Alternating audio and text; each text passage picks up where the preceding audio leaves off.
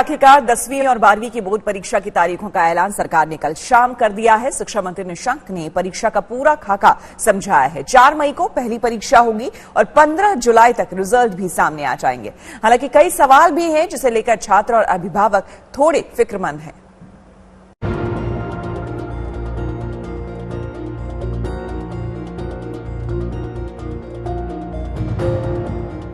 दसवीं और 12वीं के करीब 30 लाख छात्र बड़ी बेसब्री से और टकटकी लगाए बोर्ड परीक्षा की तारीखों के ऐलान का इंतजार कर रहे थे। देश के शिक्षा मंत्री रमेश पोखरियाल निशंक ठीक शाम 6 बजे सामने आए और बारी बारी से बोर्ड परीक्षा की तारीखों और तैयारियों का विस्तार से खुलासा किया। पिछले कई दिनों से छात्रों, अभिभावकों, स्कूल और प्रशासन के दिलो दिमाग में जारी सस्पेंस खत्म हो गया।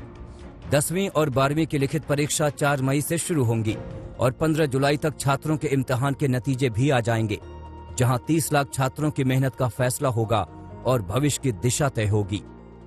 इन परिस्थितियों में बहुत आपसे संवाद करने के बाद और व्यापक परामर्श करने के बाद अब हम लोग इस निर्णय पर पहुंचे हैं कि जो बोर्ड की परीक्षा है हमारी, वो बोर्ड की परीक्षा जो 10वीं और 12वीं की जो बोर्ड की परीक्षा है, वो बोर्ड की परीक्षा 4 मई से प्रारंभ हो जाएगी और 4 मई से प्रारंभ होने वाली ये बोर्ड की परीक्षा हमको भरोसा है कि हम 10 जून तक इसको पूरा कर सकेंगे और समय पर ही हम लोग कोशिश करेंगे कि हम समय पर उसके बाद कॉपियों का निरीक्षण कराएंगे और समय पर आपका रिजल्ट भी हम तैयार करके करना चाहेंगे।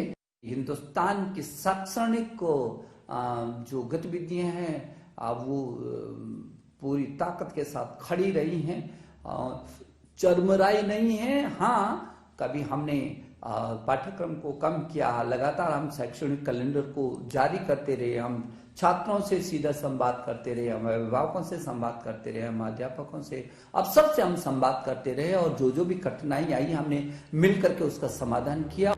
केंद्रीय शिक्षा मंत्री ने दावा किया कि न सिर्फ सरकार बोर्ड परीक्षा आयोजित करने के लिए पूरी तरह तैयार है, बल्कि परीक्षा देने वाले लाखों छात्रों की तैयारी भी नए नए तरीकों की मदद से पुख्ता है।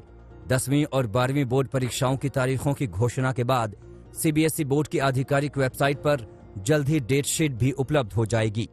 हालांकि अभी मंत्रालय की ओर से ये नहीं बताया गया कि परीक्षा कितने सेंटर पर होगी।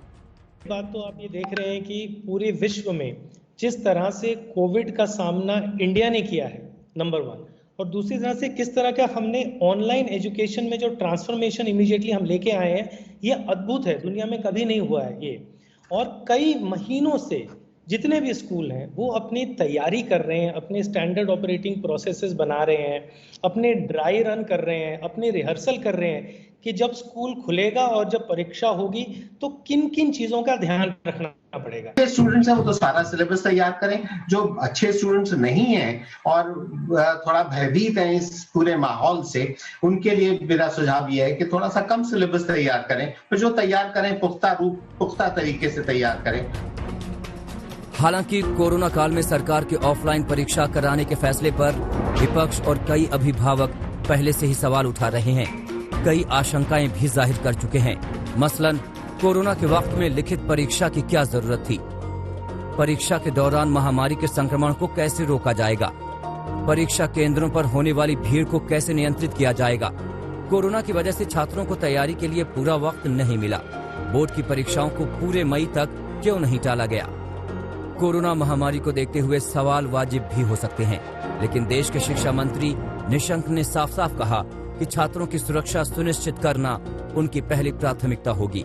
हालांकि कोरोना काल में करीब 30 लाख छात्रों की परीक्षा का सफल आयोजन सरकार की सबसे बड़ी परीक्षा होगी।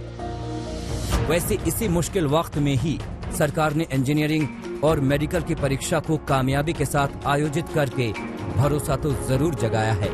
मिलन शर्मा, दिल्ली आज तक।